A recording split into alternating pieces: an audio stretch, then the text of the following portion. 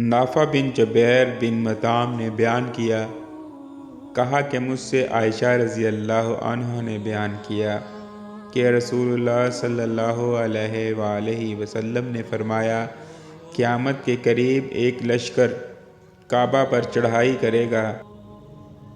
جب وہ مقام بیضاء میں پہنچے گا تو انہیں اول سے آخر تک سب کو زمین میں دھنسا دیا جائے گا۔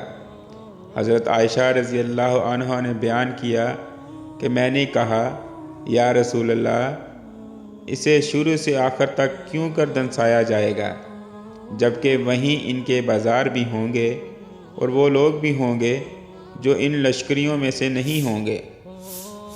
آپ نے فرمایا کہ ہاں، شروع سے آخر تک ان سب کو دھنسا دیا جائے گا، پھر ان کے نیتوں کے مطابق وہ اٹھائے جائیں گے۔ صحیح بخاری، حدیث نمبر 2118۔